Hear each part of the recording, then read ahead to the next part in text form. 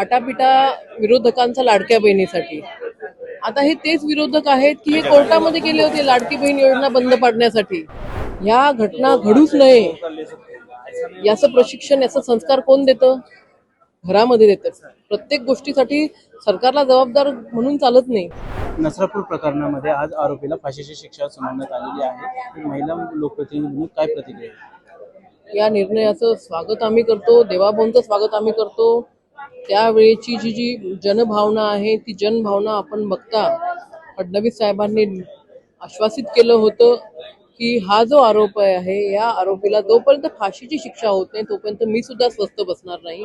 सरकार म्हणून त्या ठिकाणी ज्या काही गोष्टी करायच्या आहेत, कारवाई करायची आहे, न्यायालयामध्ये ज्या ठिकाणी मुद्दे उपस्थित करायचे आहेत ते सर्व आम्ही त्या ठिकाणी करू आणि या आरोपीला फाशीची शिक्षा त्या ठिकाणी कशी होईल यासाठी प्रयत्न करू. तो प्रयत्न आज यशस्वी झालेला आहे आणि तो जो आरोपी आहे त्या आरोपीला फाशीची शिक्षा त्या ठिकाणी झालेली आहे. एकीकडे बघितलं तर लाडक्या बहीण योजनेसाठी सत्ताधाऱ्यांचा मोठा आटापिटा दिसून आला, मात्र महिला अत्याचारांच्या घटनांमध्ये सातत्याने वाढ होती. कुठेतरी सत्ताधाऱ्यांचे अपयश मानावं लागेल का? आटापिटा विरोधकांचा लाडक्या बहिणीसाठी. आता हे तेच विरोधक आहेत की हे कोर्टामध्ये गेले होते लाडकी बहीण योजना बंद पाडण्यासाठी.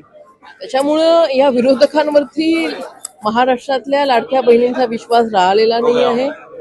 जे काही सरकार म्हणून देणार आहे ते महायुतीचं सरकार देणार आहे हा ठाम विश्वास महाराष्ट्रातील सर्व लाडक्या बहिणींना आहे. त्याच्यामुळं विरोधक जे काय आरोप करतात ते स्वतःच्या स्वार्थासाठी करतात, स्वतःचं अस्तित्व टिकवून ठेवण्यासाठी करतात. आमच्या महाराष्ट्रातल्या लाखो करोडो बहिणी या महायुतीच्या सरकारच्या सोबत, देवाभाऊंच्या सरकारच्या सोबत ठामपणे. ज्या पद्धतीने आपण बघितलं लहान मुलं असतील किंवा महिला असतील त्यांच्या अत्याचारांच्या घटनांमध्ये वाढ होतीये, त्या तुलनेमध्ये त्या केसेस सॉल्व्ह झालेल्या दिसत नाही. हे बघा, मी तेच तुम्हाला सांगते,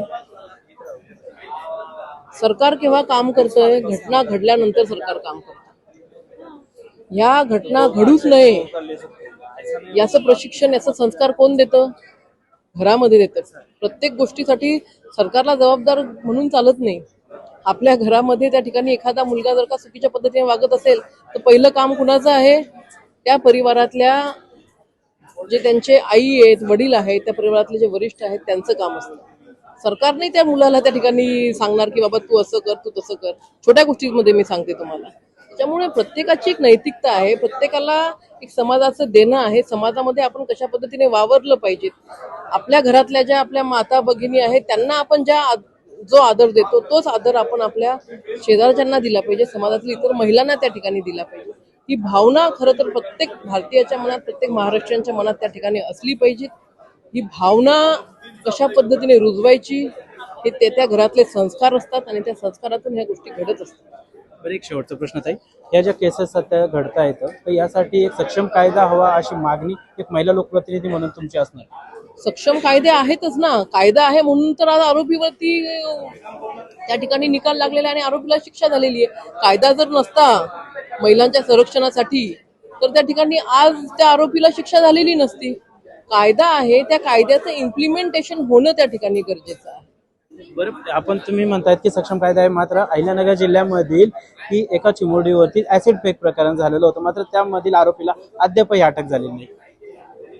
आता मला त्या घटनेबद्दल माहिती नाहीये, परंतु मी माहिती घेऊन तुम्हाला नक्कीच सांगेल. परंतु अशा ज्या काही घटना आहेत त्या घटनेच्या संदर्भामध्ये सुद्धा कडक कायदे आहेत, त्याचं इम्प्लिमेंटेशन होणं गरजेचं आहे.